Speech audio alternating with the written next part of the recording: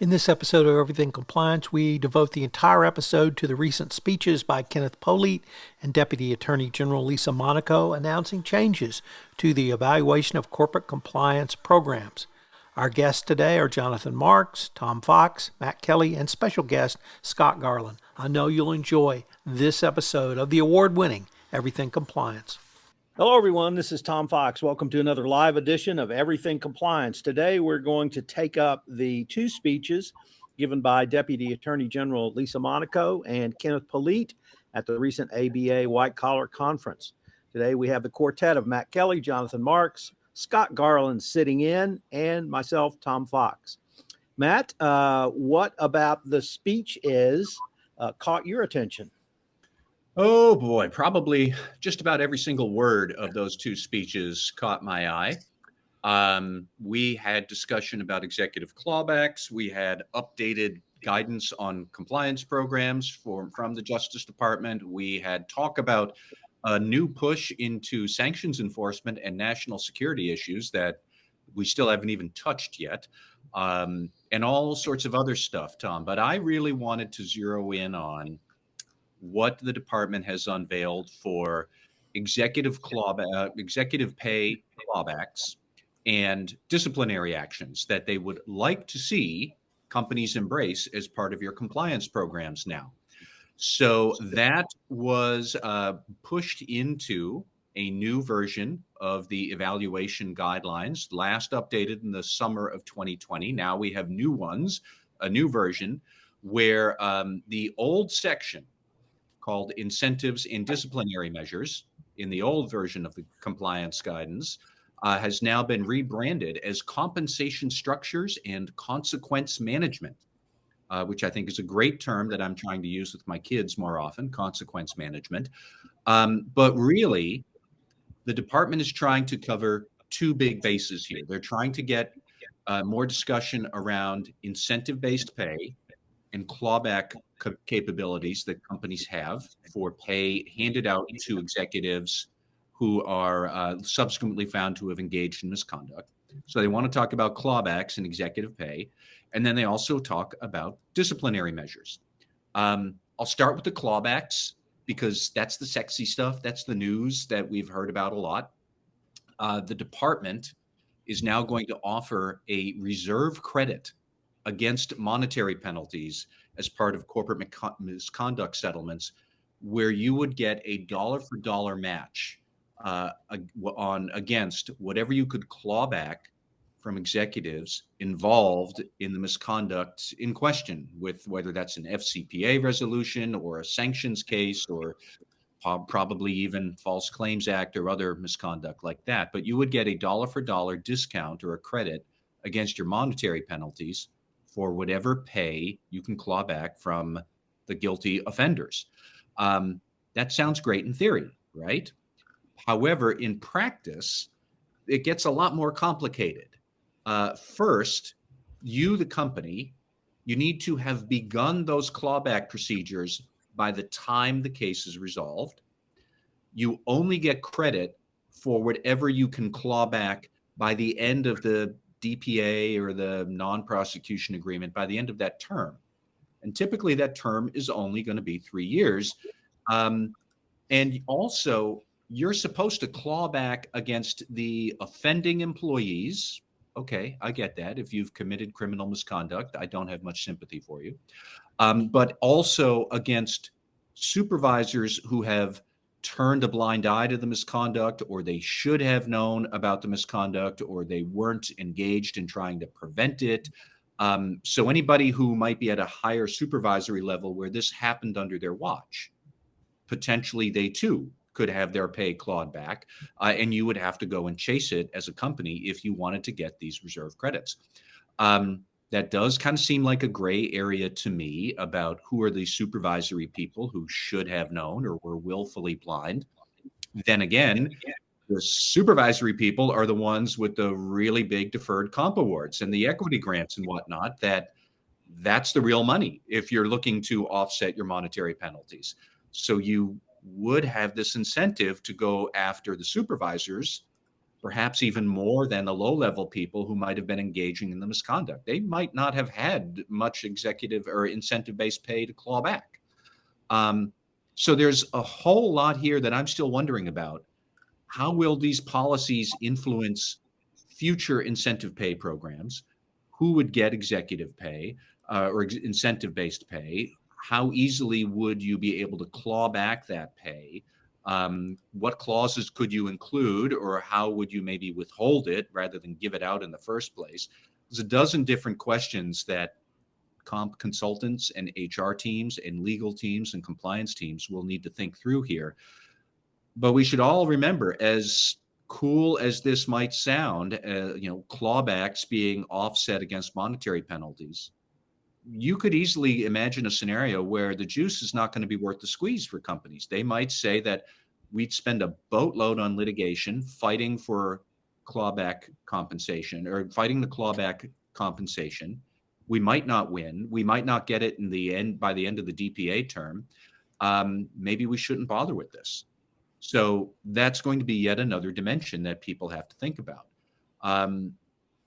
You're also going to have to think through not just what are we clawing back, but the department is going to have you start thinking in a more forward-looking way. How are we structuring our compensation programs and our incentive-based pay? So go back to the Justice Department guidance. There's a couple of questions here now that are going to be included in this new consequence management and compensation section. Has the company considered the impact of financial rewards and other incentives on compliance? Has the company evaluated whether commercial targets are achievable if the business operates within a compliant and ethical manner? Questions like that. Now, I like those questions because they're really getting at, is the company pulling ethics and compliance teams in to talk about, here's our strategic goals. Here's how we're going to incentivize people to achieve those. Are those ethically and compliantly effective? Are they smart?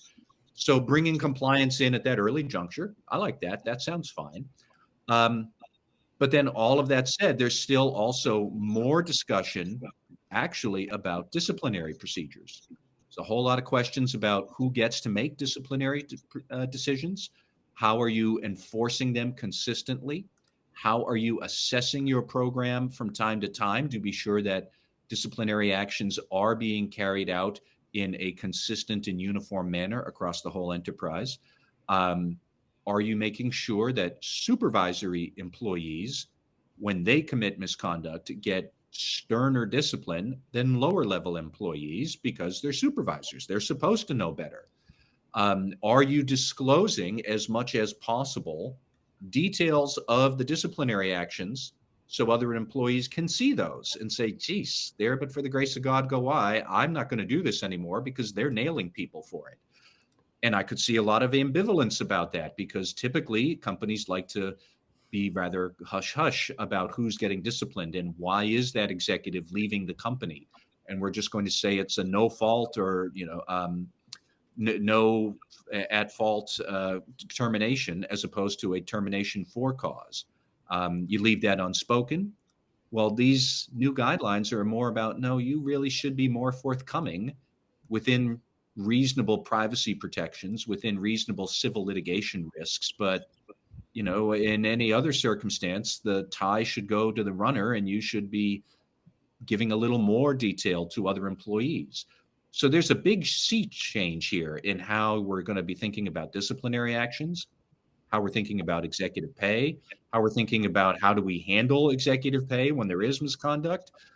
I'll stop there because it's an awful lot. But going back to your original point there, Tom, there's just a lot of meat in both of those speeches and what's come out of them since. Matt, do you have any sense of why the DOJ has so focused now on clawbacks, although they've signaled to us this is coming, but is this just another evolutionary step by the DOJ? I mean, I think it is an evolutionary step, but they're focusing on it because they are trying to win over corporations to the twin causes of holding individuals more accountable. Clawing back their pay would be one way to hold them accountable, and to give companies more incentive to cooperate with the Justice Department. if you do try to hold individuals more accountable, company under investigation, we, the Justice Department, will be more favorable in our monetary penalties or in the maybe a declination to prosecute or anything like that. So it's a strategically smart policy shift, um, but it sounds a whole lot more common sense and in the abstract principle. But there's still a lot of detailed questions about how companies are going to make this work at scale, and it's be harder than we think. Jonathan Marks, do you have a question or comment for Matt? Yeah, I also, Matt, and great analysis. I mean, I read your blog, and I think you did a great job in articulating and outlining, kind of what the key points are. I think the one key thing here is that the shareholders are tired of taking it in the shorts. I mean, I think if you go back and you look and see what's going on with regards to, some of these cases that have come to light, the shareholders have really gotten hammered. And these individuals walk away with millions upon millions upon millions of dollars, and I think it's time for that to shift. I mean, this started years ago, with regards to putting the focus on the bad actors and organizational justice and the like. But I think it's just come to a boiling point now. I believe that things are done for a reason. I think that there's wouldn't say I'm a conspiracy theorist, but when the Foreign Corrupt Practices Act was enacted in 1977, it had the internal control provision in there. I think people ignored that for a long time. Then Sarbanes-Oxley came along, which further developed on that, and then all of a sudden Dodd-Frank came along, and, all these other things have come along. I think if you follow the path of the Justice Department, I think they've given organizations enough time to get their acts together. I think it's time to put up or shut up. And it goes back to that whole thing, building a culture of compliance and who's responsible for that. And if it's not something that's going to be tied into, if it's something that's not going to be looked at, with a serious lens, if from an organizational perspective, and something bad happens, you're going to get punished, and you should get punished. Yeah. So the only questions I would have that flow from that are, under what circumstance would it still not make sense economically to do this? You might have a fairly low-level employee who's engaging in the misconduct directly, but he or she is looking mostly for like a cash bonus of maybe, I don't know, like a couple of $100,000, as opposed to a more senior executive who, in theory, should have known or was willfully blind, but they're getting an equity award worth millions. Who are you going to pursue if you're the company? And if it's $300,000 or $400,000 in clawback pay you're looking for, your legal fees, you could burn through that in about 2 weeks.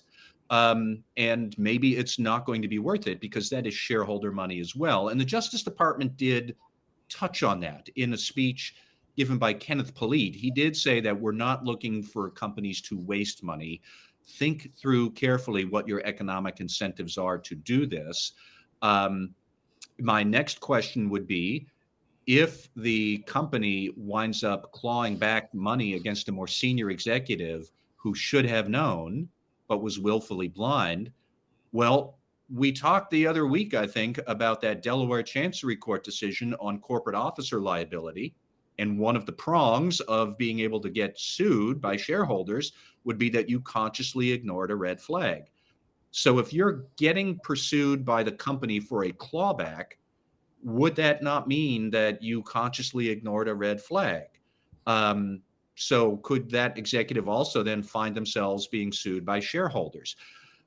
I don't know if that's bad, because it's a lot of pressure to make sure senior supervisory executives, that they are paying attention to their duties. But there's multiple forces out there that, taken all together, this could get to some really bizarre places about who's being sued or held accountable to what extent by whom, that a lot of executives might say, this is a mess. This is not worth it for me. Or I want D&O insurance when I've never had it before. We have many implications we have not yet gamed out. Yeah. And just one more. Go ahead. I'm sorry. Okay, go ahead.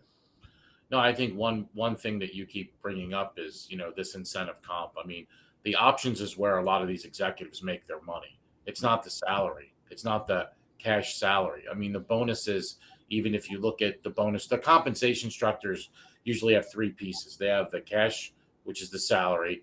They have the bonus plan, and then they have the incentive comp plan. And the incentive comp plan with options as a mechanism there, that's where all these executives make their money.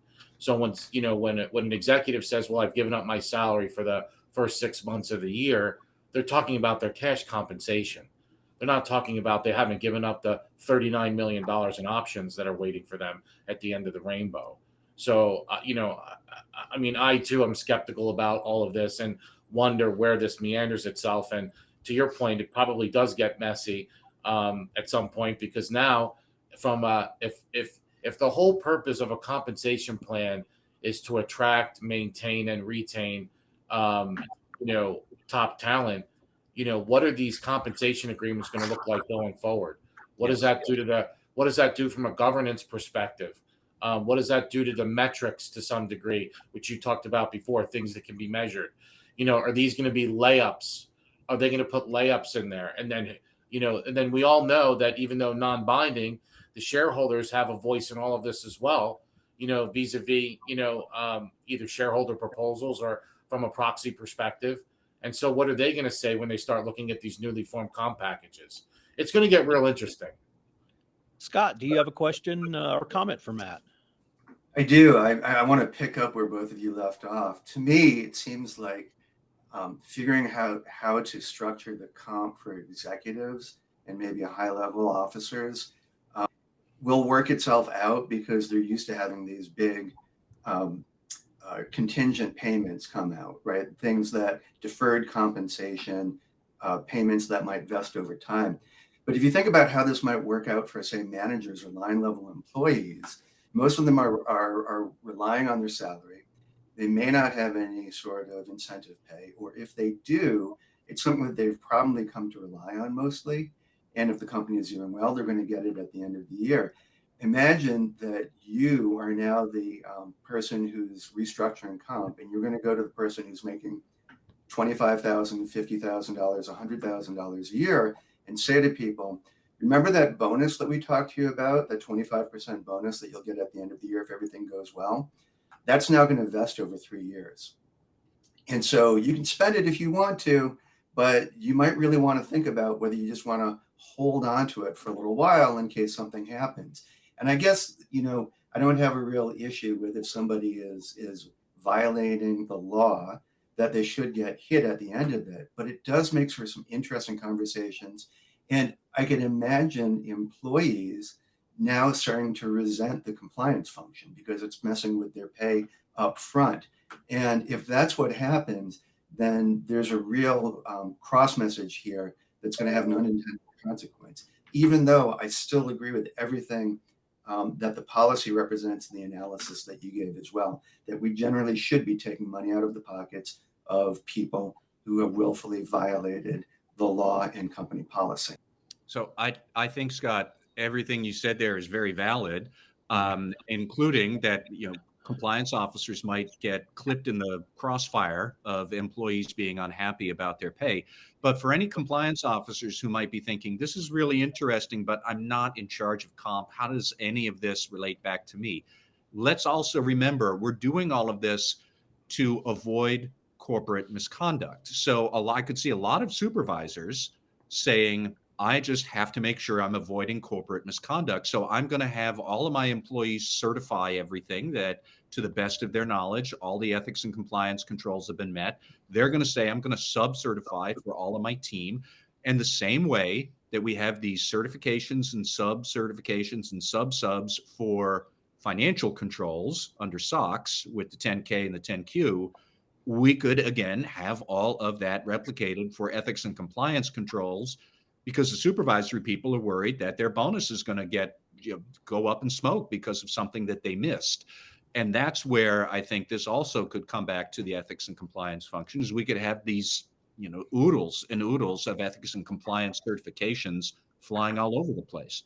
I don't know that that's a bad idea, but I do think it's a big load of work that we'll have to digest and streamline and operationalize somehow. And yet another consequence that I don't know that we fully have understood yet.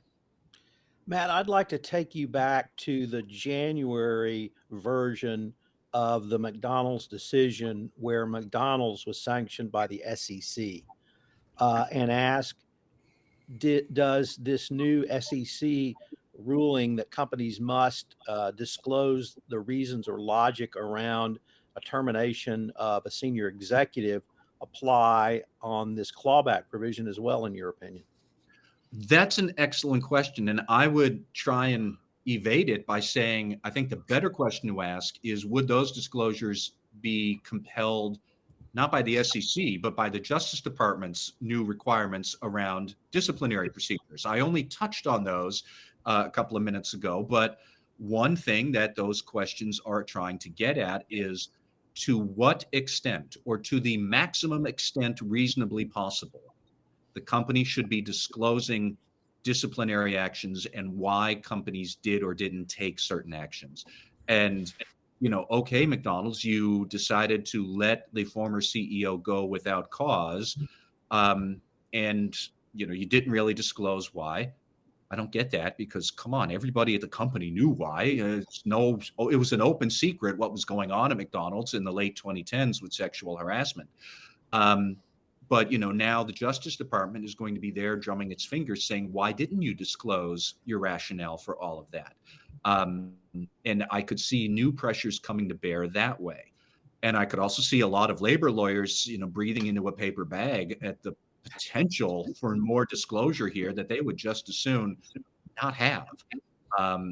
But, yet again, tons and tons of potential implications depending on the fact patterns. And there's a lot of fact patterns that could come out of this. All right. Jonathan Marks, what about these speeches drew your attention? Well, I think we've talked a lot about this already, but I think if you kind of pull it all together, I do think there's a confluence of things that are starting to happen now.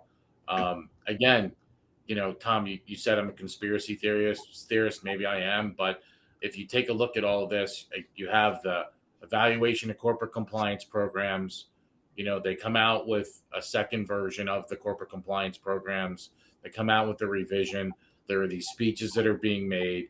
You have, I guess, sort of this initiative with regards to, making sure that individuals are held individually accountable. Again, I think it comes back to the fact that I think the shareholders are sick and tired of having these organizations run in a way with that costs them money at the end of the day. And I think it goes back to compliance and building a culture of compliance. That is now, I don't think it's an option anymore. I think it's the real deal. Years ago, before Sarbanes-Oxley came out, if you ask anyone about internal controls, I keep going back to this, they say, oh yeah, we have controls. You ask them about COSO, most people thought COSO was the coffee shop on the corner. They didn't even know what COSO was. And now it's become the fabric of most organizations, where it's become a requirement. I think there are certain things that have to be done as part of, operating a business, and money has to be spent there, and you have to have talent in these positions and the right resources and all the things that the DOJ and the SEC have burbled about. I think the next shoe to drop here, though, is corporate governance, because it becomes befuddling to me that we talk about all these things, and then if you look on the other side of all of this, like we talked about comp, there's compensation committees now. There's certain things that are done at the governance level related to all that. How does this all play out? How does this all change?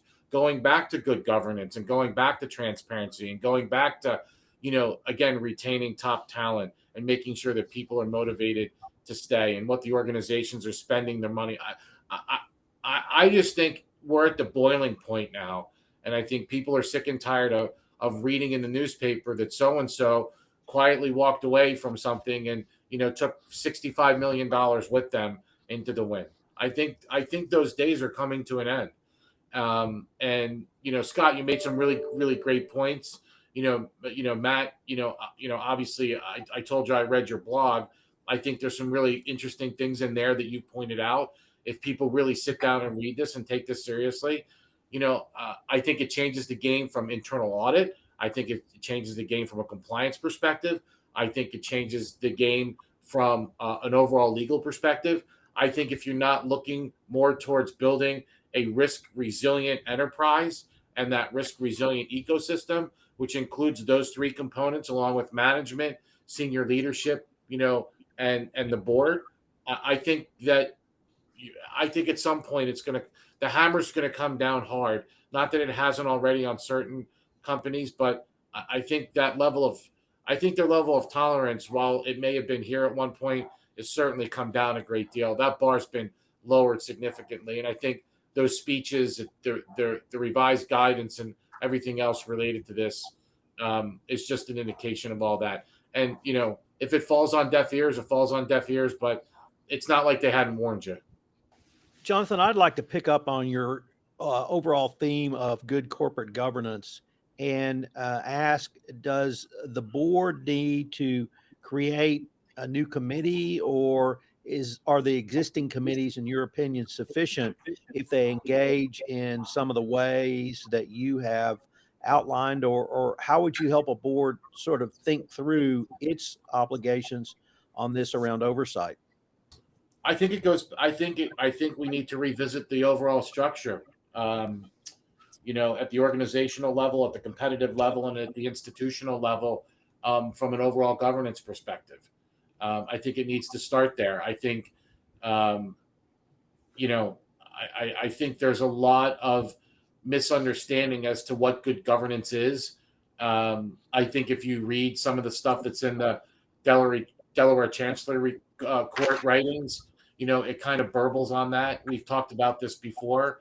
But good governance is not making sure that, we have 4 or 5 meetings a year. It's not making sure that, we're taking minutes. I mean, there's a lot of elements with regards to the governance process. And I've said this before. I mean, governance is the process in which, it sits on top of that foundation, which is the culture of the organization, that corporate culture. So, but if you don't have governance right, everything else is going to be wrong. You're not going to have good risk management. You're certainly not going to have compliance, because it is a waterfall concept. Good governance leads to good risk management. Good risk management should drive and, lead to good compliance. There's no other formula there. It doesn't work any other way. And so, if I'm a board member today and I'm advising a board member, I think we have to go back and take a look at the structure, take a look and see, do we have the right skill sets on our board to deal with all of these issues? Maybe it's not creating another committee, Tom. Maybe it's making sure that the people that have been on the board for a while that don't have an oar in the water should serve and depart. Maybe they should be replaced with people that truly understand corporate governance. And that they may be really tough decisions to make, but I think we're at that point right now, and I wouldn't be surprised at some point if the shareholders, not that they haven't raised their hands already related to this, but if there's just a louder voice at some point. But I'm a firm believer going back to the blocking and tackling and making sure that fundamentally we have good footwork, and I think that all starts with understanding how that nesting of the compliance structure comes into place, at the organizational level, at the competitive level, and at the institutional level, and what those particular risks are, and then how we're dealing with those risks on an ongoing basis. Another big thing is, if you take a look at the Caremark cases, a lot of this relates to oversight, right? Is there proper oversight? What's going on there too? I mean, there are elements of this that are all over the place. I think everybody as a professional, even the lawyers and everyone who deals with this on a regular and ongoing basis, and even us, I think we need to take a step back, go up to 40,000 feet, and look at all the things that are going on underneath us and kind of pull it all together.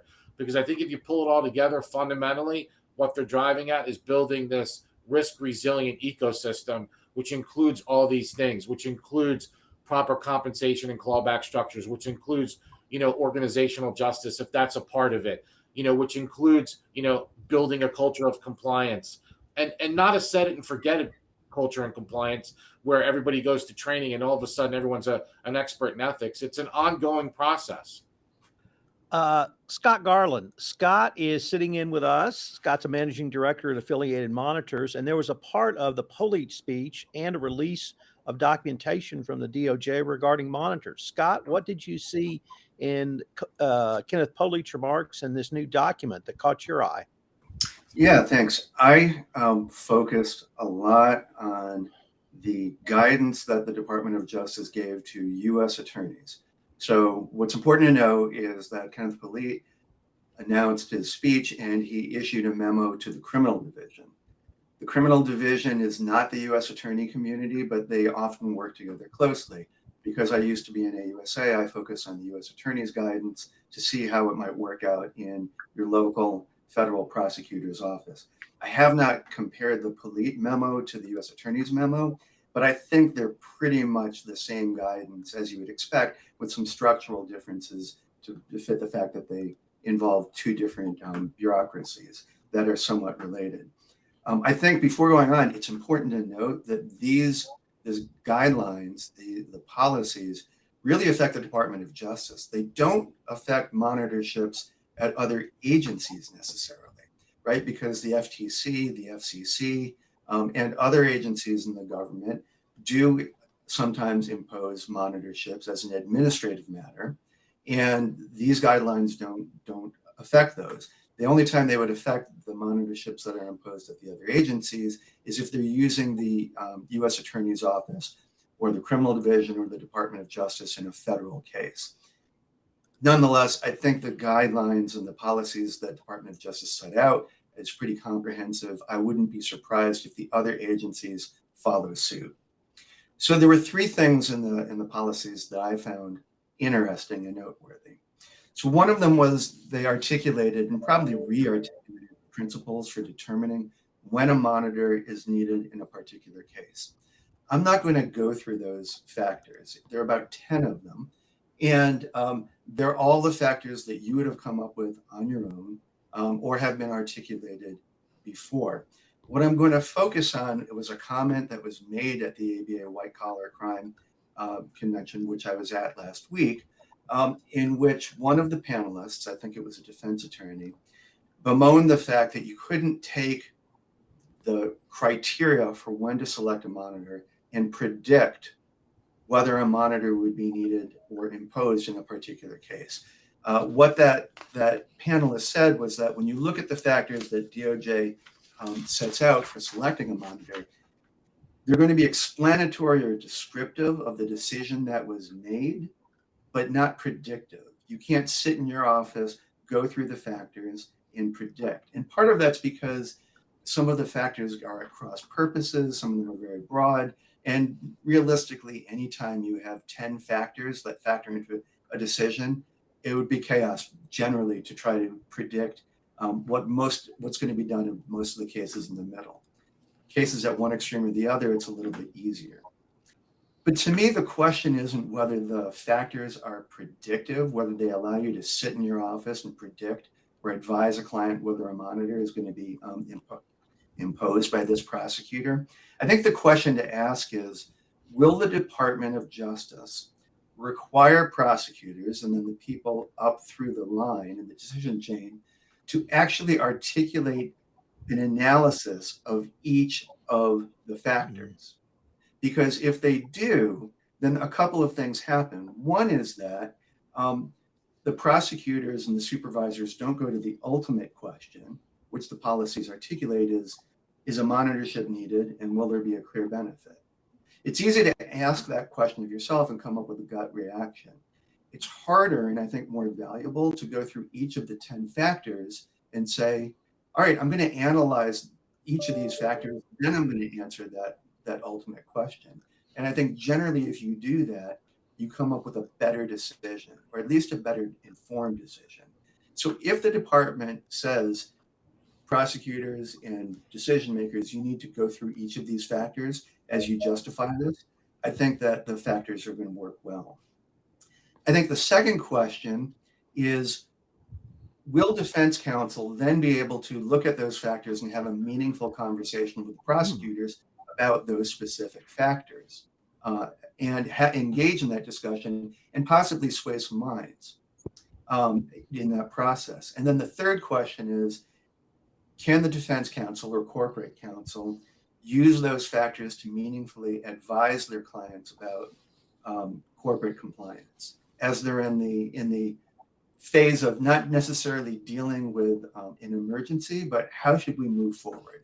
What should we do with our compliance culture, our compliance operations to, so that when these questions are asked of us about these factors, we have the right answers. The next thing that I wanted to focus on were the selection procedures for a monitor. That is, at this point, the prosecutors and the necessary people have said, yes, there should be a monitor in this case. What are the procedures for selecting that monitor? And again, I think the procedures are very well thought out. They're the ones that you would come up with as well. The monitor should be free of conflicts. The monitor should remain free of conflicts. The monitor should be qualified to do the tasks that are necessary. And so the qualifications, I think, are well thought out, and as is the process. And the process is essentially that the monitor selection process should be done in 60 days. Now, that is a very, very laudable goal. Having been involved with this process a little bit, both as a part of a monitoring team and people putting together monitoring proposals, but also on the inside of the Department of Justice, 60 days, even if it's 60 business days, is a very aggressive timeline. And then when you look at the selection process, you see how aggressive that process is. Because what happens is that once you sign that agreement that opposes the monitor, the company within 20 business days, that is basically a month, has to propose 3 candidates. The U.S. Attorney's Office then tries to determine whether those candidates are qualified. And then if not, if some of them are not, they go back to the company and say, you know what, A and C candidates were good, but B not so much. We'd like you to suggest another one for B. You go through that process until the prosecutors come up with 3 of the, say, we think that all 3 of these candidates are qualified. Tell us who your favorite one is. And then we'll think about it. So then what happens? Well, then it goes to a standing committee at the U.S. Attorney's Office, which again is a good thing. People who have some experience as supervisors and looking at a broad variety of types of issues and monitorships and civil and criminal wrongs. And they decide whether they agree with the prosecutor's decision. Then it'll go up to I believe, the U.S. Attorney to make a decision. And I should say that in the grand scheme of things in the U.S. Attorney's Office, a lot of decisions are made well below the U.S. Attorney's level. All sorts of decisions are made below the U.S. Attorney's level because there's a lot of crime that goes on, a lot of decisions that have to be made, and they're capable supervisors. So the fact that there needs to be approval of the monitor selection by the U.S. Attorney is significant. But then here's the kicker. That approval of a particular monitor then needs to be approved by the Office of the Deputy Attorney General. That is a significant requirement because the Deputy Attorney General is either the number 2 or number 3 person in the Department of Justice. In the 20 years that I was at the Department of Justice, I would say only a couple of things that I ever was involved with ever went that high. And that's because the Department of Justice has a lot of things for the Deputy Attorney General to think about. Big policy issues, emergent threats, all sorts of different things. But now the Deputy Attorney General's office will get involved with the selection of particular monitors in particular cases. And so the question I have is, will they be able to process that in real time and have meaningful oversight? Will there be delays about that? And then as well, what will this do for the incentives of people in the U.S. Attorney's offices? Because as I mentioned, it's rare that the decisions that are made for any particular case go up to the U.S. Attorney. For it to go up to the Deputy Attorney General, there's another layer of bureaucracy there. And one thing that people do in bureaucracies is try to reduce the bureaucratic load on the decisions that they made. And so when you think about that, the selection, the very process of selecting a monitor is going to have to go all the way up to the highest levels of Department of Justice. I wonder whether there are going to be some people who say, you know what, if I recommend that there should be a monitor, there's a whole lot of work that has to be done and a whole lot of review, and it can go awry at any point. But if I don't recommend a monitor, we get to sentencing and we're basically done. And so I'm not taking any disagreement with the process or any of the decisions along the way. What I hope is that the department looks and sees how this works in practice and then makes any adjustments that need to be done along the way. Matt, do you have a question or comment for Scott? Well, I had a question, Scott. I very much appreciate the insight into how these monitors are selected. I had a question more from your perspective on the U.S. attorney side. We have these guidance documents that come out from the Justice Department, and compliance officers pour all over them, dissecting every detail. But I'm always struck by something that the author of the first version of the evaluation guidelines back in 2017, Hui Chen, she told me, she's like, remember that we have a list of questions for prosecutors, but we get to pick the questions that we think are relevant because we have an actual set of facts that we have to think through. But the flip side of that is you, the compliance officer, designing a program or trying to plan things out in advance. You have no idea what the actual misconduct might be sometime in the future. You kind of have to anticipate any possible question from the Justice Department about what the misconduct was. Do you have a good program? Are we going to select a monitor or not? I was just wondering if you could tell us a little bit about how important that distinction is, that compliance officers really have to anticipate any curveball that might come from any direction. U.S. attorneys and federal prosecutors, they don't have to do that. They just have a set of facts. We say, I want to ask about this, this, and this, but not these things. And that's always struck me as a very important point for compliance officers to think about. And sometimes they misunderstand how this guidance might be used by U.S. attorneys. Yeah, I think that whether it's individual prosecution or investigation or corporate prosecution or investigation, a prosecutor is looking not only at the acts that are done, but at the moral character and the culpability of whatever entity is in front of them. We are used to, I say we, but I've been out of that game for a year, but prosecutors are used to, in an individual crime, understanding that there are a set of acts, but that there's a person in front of them as well. And even if they might not have sympathy for the person and what the person did, they know that they're going to a sentencing procedure with a judge who does care about that. And a lot of rules that require the court to consider and the prosecutor and the defense attorney to put in there all sorts of information about that person and what their background is, what their education has been, whatever stresses, mental, physical, emotional were at the time, family members, et cetera, et cetera. I think the same thing is true in corporate investigation and prosecution as well. That is that prosecutors really think about the fact that there is a company, and the company has its own context like an individual. Each of those individuals has their own context as well. And that there are all sorts of policies and controls that you can put in place. But if you have somebody who is hell-bent on wrongdoing, they're going to get away with it.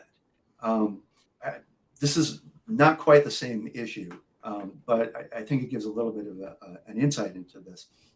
When I was doing trial work, you always want to have a chance to cross-examine the individual defendant because that's the wrongdoer. You want to be able to talk to that person and see what it is what their answers are to your questions.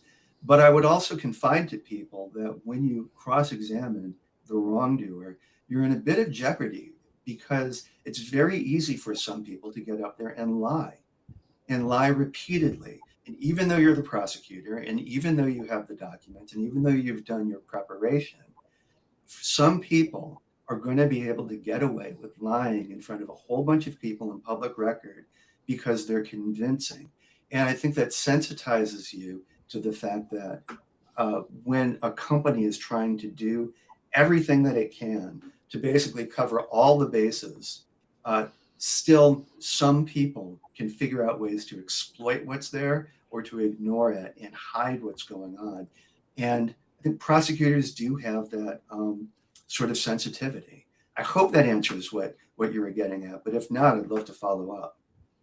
No, I just think that while we all pore over this guidance, which we should. And there's so much of it to go through. Like, for example, I can remember we all, in the first version of the guidance, we had this spasm of attention that there were 20 questions about third-party oversight and 4 questions about incentive pay. So therefore, you should pay much more attention to third-party issues. And finally, Hui Chen stopped me. She's like, that is not at all what we meant. We never thought about it that way. We just know that there are many more ways third-party risks can trip you up. So we're cognizant of the sort of questions we should ask, but we might ask you one question about third-party risk, depending on the facts. And, we always need to think through from the compliance officer perspective, how do we put this guidance to use? You have to think through, I need to be able to anticipate any possible type of misconduct and any configuration of these questions that might come along. I don't get to know what the misconduct might be. The prosecutors will always know exactly what the misconduct was. That's the thing that brings them into the room, and they look at it from a very different perspective. So that was just a curiosity I had about how prosecutors do look at these issues and the tools that they're using, like guidance, to try and get at what they want to find out. Scott, we've had a question come in from our live audience, and it's the following. How will AI affect monitorships going forward? Is that something you've thought about? If it's not something we've thought about, it's something we're going to have to think about. I think there are so many different ways to attack that question. One is a question which has come up, which is how do you do a monitorship when the question that you're trying to monitor is whether a company's AI algorithm has been doing things fairly? That is, has the company been discriminatory, and has it been discriminatory because of an algorithm or some sort of AI-enabled decision-making process that the company then says that they're going to improve? How is the monitor going to take a look at that? Because AI, we're so often told, is a black box when in the training and the decision-making that itself. I think another issue that we have to think about with AI and monitorships is to what extent can monitors, who are essentially acting as a combination of probation officer, external audit, et cetera, how will they be able to use AI to try to discern patterns and data streams that come in when you have a data-heavy type of monitorship engagement? You might be looking at all sorts of sales figures, promotion figures, customer complaints, employee complaints, and those might be data streams. Will there be an opportunity for us to use AI in those monitorships? And I think that's an interesting question as well, because when you're the monitor, you are generally going to be asked to write a report at the end of a monitorship period, whether that's semi-annually, annually, every 2 years. And if you're relying on those sorts of tools to do the analysis for you, I think it could become a little bit difficult to make a decision about how am I going to articulate that, right? There's going to have to be some more legwork that's done in order to understand how the tools that you use for the monitorship came up with the recommendations that they did. Jonathan Marks, do you have a question or comment for Scott?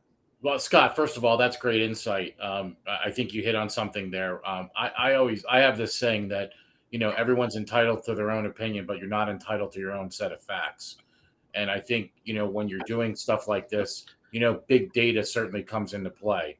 And we live in a data intensive world right now. And so I think the game has changed a little bit, even on the investigation side. When we go into an investigation these days, the first thing that we talk about is sources of truth. Where's that data coming from? Is the data reliable? How do we slice and dice that? Does the data tell a story? Because again, that's kind of what we're looking for here is, we're certainly looking to prove or disprove certain things as a result of, either an allegation or the bad behavior. And from a monitorship perspective, I don't think it's any different. I think, when Scott and his team goes in there to do a monitorship, I know for a fact that, what they're thinking about is, okay, crying out loud, where's all this data coming from? What are the sources of truth? What can we use? What's reliable? What's not reliable? How do we eat this elephant? And it's not easy. And, and the only way AI works is if it learns from humans. So there's this pattern that has to develop. And so, artificial intelligence is wonderful, but it has to learn. And the only way it learns is from smart people looking at this stuff and going through the entire process. So, while people say, well, is AI, going to change the way that monitorships, are looked at? The answer to that is probably yes. But I think there's a whole host of things that we need to talk about before we even get to AI. And that is, the data, where is it coming from? Is it reliable? And if it's not, then artificial intelligence might go out the window, and you might go back to the old fashioned way of kind of looking at files and documents, by hand. And unfortunately, that happens these days. Matt, do you have a comment or question for Scott? Just a comment about AI, a precursor of the headaches to come for, I think, a lot of individuals and companies. So the Biden administration has been thinking about principles for how AI should be used in society. And one of them is that when a human is the recipient of an AI-driven decision, the human has a right to know AI has made this decision about how we're treating your case. And the human would then have the right to go and appeal that decision to another person. That's, this is not law, this is not regulation, this is just the Biden administration thinking through, this is how it should work. How would that idea apply in this context if a monitor's AI renders some decision and the company says, what the hell, that makes no sense to us? How would you appeal that? And to Scott's point that AI is a black box, if it is, at some point, somebody somewhere who receives that AI decision, they're going to want to audit the algorithm that came up with that decision. They're going to want to look into the black box. What if that AI is proprietary? This all assumes that the person looking at the algorithm even knows what they're doing. It's not like AI auditors exist as a career profession or they grow on trees. They don't. But that is going to have to be a bridge that we cross at some point in the future if we're going to use AI at scale in all of these situations. Otherwise, we're back to Jonathan's point about boxes and files and going through and giving ourselves eye strain looking at paper. I think that I agree with all of that. And I think what that points to, and both of the comments point to, is that in the monitorship and the decision-making context, at best, I think monitors should be using AI as a tool, right? Not the thing that makes the decision, but as a tool. If the AI can look at a string of data or strings of data and say, there's something fishy there, that should then be the point at which the human says, all right, let's look at what you're saying is fishy, and then let's try to figure things out. Because we're not just looking at data, and I don't think that any good monitor would just look only at data, whether there is AI involved or not. They would want to talk to people. They would want to see what people are saying to each other. Are they texting things that are suspicious or explanatory? They would want to ask people about why they were doing things. Why are there so many of these complaints that are happening in the Southwest, but not the Northeast, for example?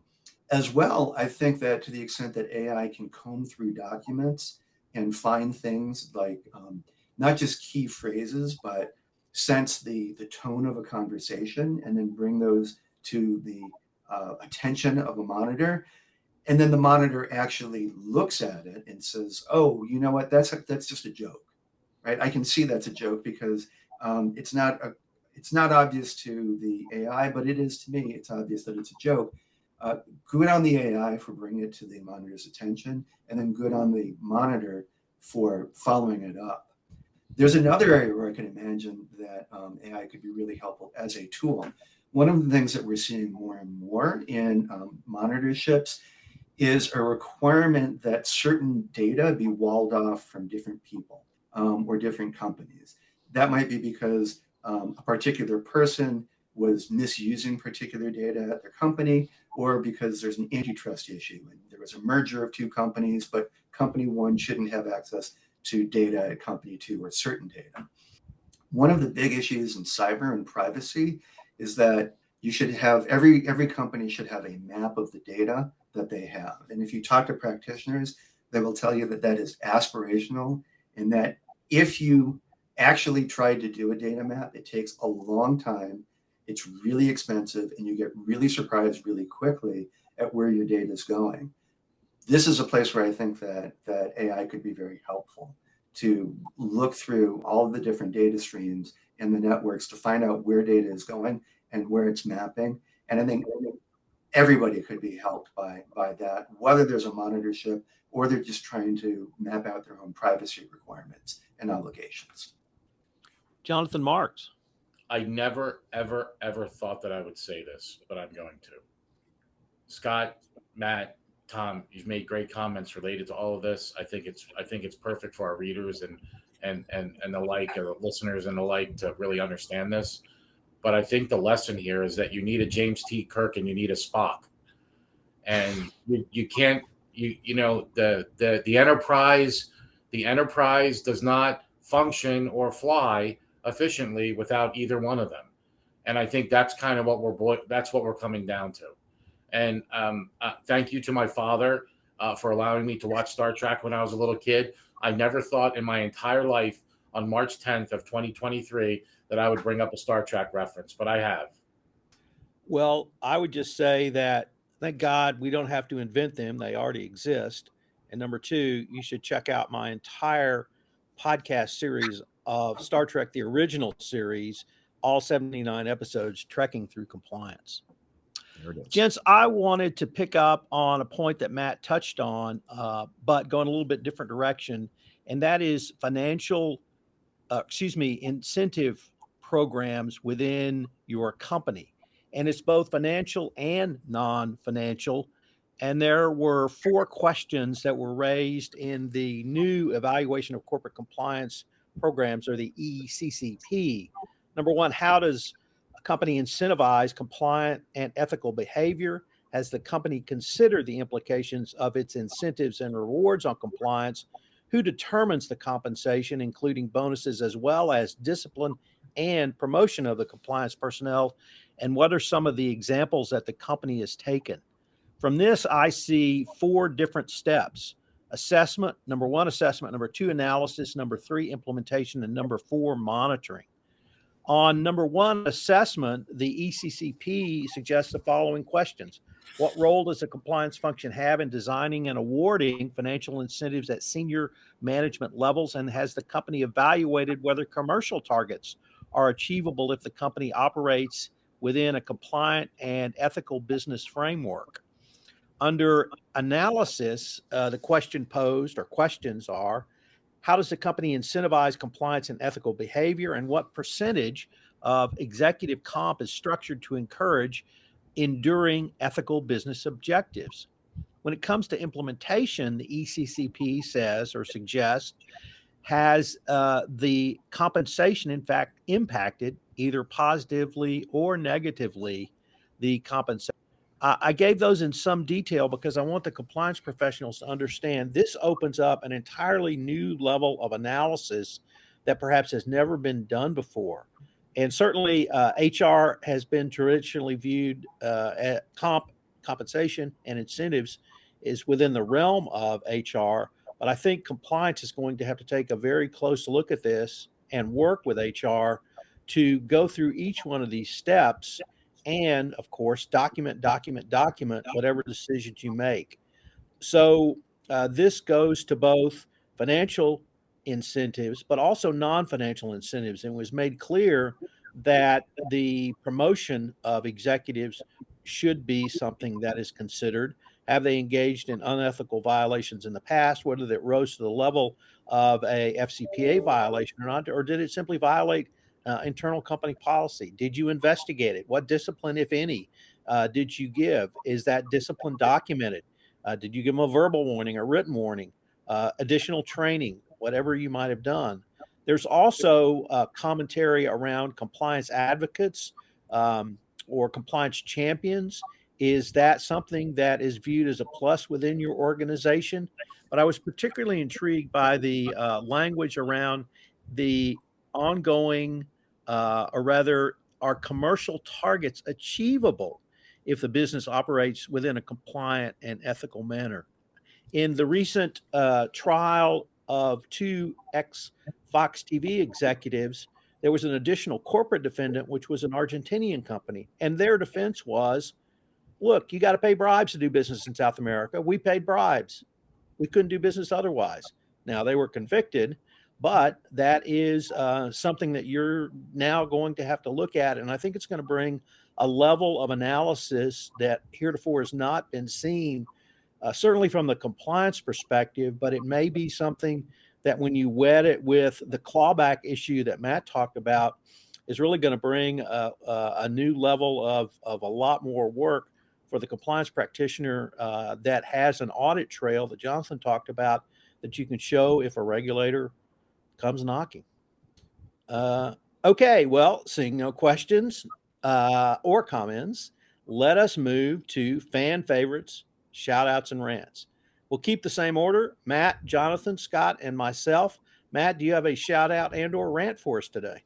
Yeah, I have a little bit of both about the crypto sector. I will start by giving a shout out to the Public Company Accounting Oversight Board, which published an investor warning earlier this week, warning people that these proof of reserve reports that crypto firms like to wave around to say, see, we've got plenty of capital in the bank to support whatever cockamamie crypto thing they're hawking to the investor world out there. Like the PCAOB basically warned people, you understand these proof of reserve reports are really a bunch of hooey worth not much more than the paper they're written on, which for the record, I think most of them aren't even printed anymore. And they're still not worth the electrons that they're printed on, and electrons are free. We have time and again now seen more and more firms in the crypto world that are really just a house of cards. Half the time, I don't get what these crypto things are.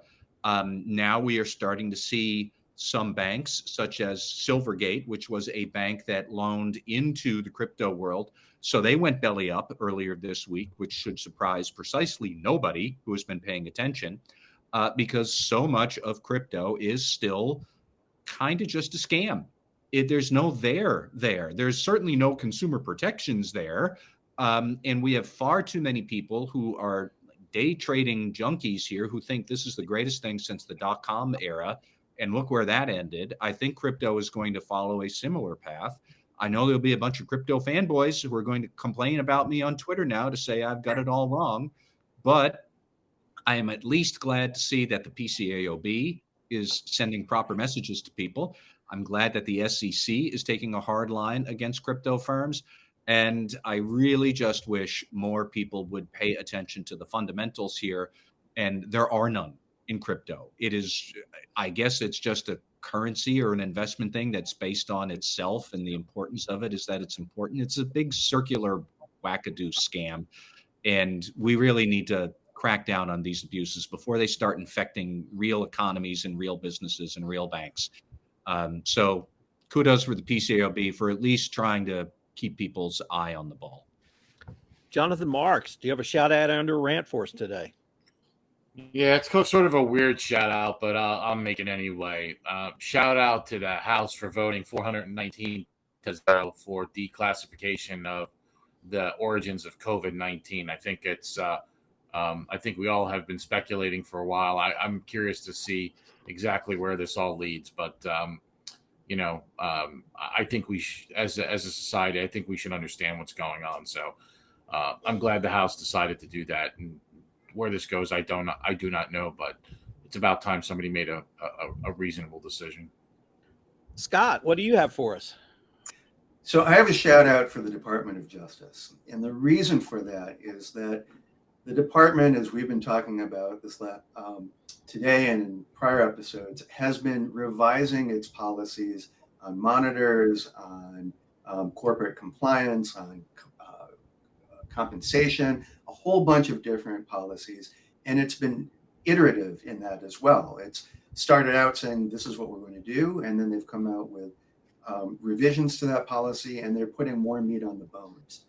Having been in Washington, D.C., and having been working for the federal government in the Northeast, it's easy to see that how easy it is to announce a policy that is, we're going to be hard on X, we're going to do more on Y, and then do nothing afterwards. Because when you say that you're going to be hard on X, or do more NY, you get the applause, you get the news, and then people forget about it. The hard thing is to stick to the day blocking and tackling of any sort of issue that sets your agency, but keeping your eye on the long game and the big picture of we actually need to do things that make a difference on that day-to-day basis. And so even if the policies that the Department of Justice are coming up still need revision and still need to be worked out, kudos to them for having a long view, to actually trying to articulate things and do better, and then revising them along the way. I am going to rant, but I'm going to preface this rant with the following question. What do Portia from The Merchant of Venice, Rosalind from As You Like It, Viola from Twelfth Night, Walter Matthau and Jack Lemmon from Some Like It Hot, Dustin Hoffman and Tootsie, and George Santos have in common? Well, they're all cross-dressers. And they will now be illegal in the state of Tennessee, who is moving to ban cross-dressing in the form of drag shows. So, if you like good movies, if you like George Santos, sorry, you can't do it in the great state of Tennessee, or at least they're trying to pass legislation to prevent drag shows, because apparently drag shows are actually grooming sites for getting people to cross-dress. And certainly we saw what happened to Dustin Hoffman when he cross-dressed. He won an Oscar. So to the idiots in the Tennessee legislature, cross-dressing doesn't hurt anybody. We got some great art about it. And if you want to ban Shakespeare, more power to you. Gents, this has been a great episode of Everything Compliance. I can't wait to see what we come up with next time. And special shout out to our guest, Scott Garland. Thanks, Scott. Thanks, Tom. Thanks. It was great being here. This is Tom Fox again. Thank you much for joining us on this episode of the award-winning Everything Compliance. Everything Compliance is a production of the Compliance Podcast Network.